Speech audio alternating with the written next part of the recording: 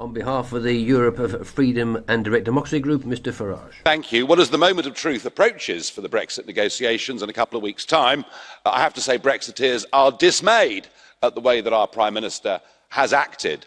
I've got to hand it, Mr. Juncker, to your negotiators. They're very much better than ours. The previously undiscussed issue of the Irish border, never a problem at any point during the referendum, has very effectively been weaponised by Barnier. But of course, this has got nothing to do with the Good Friday Agreement, nothing to do with the peace process whatsoever. No, Barnier is much cleverer than that. This is all to do with making sure that the United Kingdom stays with the European regulatory framework.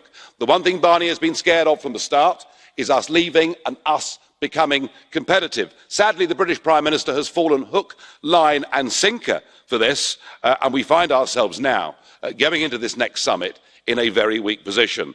There is, of course, a better approach to all of this that would satisfy both democratically the Brexit vote and, I think, the demands of German industry and exporters. I mean, don't forget what an important marketplace we are.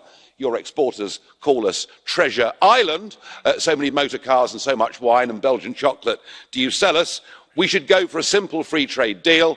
For 20 years here, everybody from Commissioner Kinnock to Giscard d'Estaing has said to me, if you want to leave political union and have a free trade deal, that's fine by us. We just need a Prime Minister who actually understands it. Now, I know the European Commission would not necessarily want this because I think they're trying to use the Brexit process as a means of saying leaving this club comes at a price. But I do believe it would be possible. But we get to the heart, of course, of what this European Union is when we see the behaviour of the unelected bureaucrats, people like Mr. Tusk, whose behaviour at Salzburg was arrogant, low-grade, pretty vulgar in every respect. But that is what you get when you design a form of government that gives power without accountability. Nobody voted for these guys, and nobody can get rid of these guys. They can do what the hell they like, and increasingly, the authoritarian nature of this club, taking away voting rights from Hungary, Poland, and who knows next. There is one little victory, though, that I'm pleased with.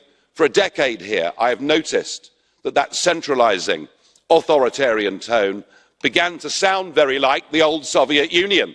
The concept of limited sovereignty of individual nation states. I even talked in the past about the Volkerkerker, the old Austro-Hungarian prison of nations, and to see the British Foreign Secretary Jeremy Hunt now using that language means we have shifted the centre of gravity, we have shifted this debate. I know many of you here still think that we're a hostage and that you're going to demand some extraordinary ransom from us. We're not. We're a free people. Under the right leadership, we'd say to you, let's have a free trade deal, or we would simply walk away.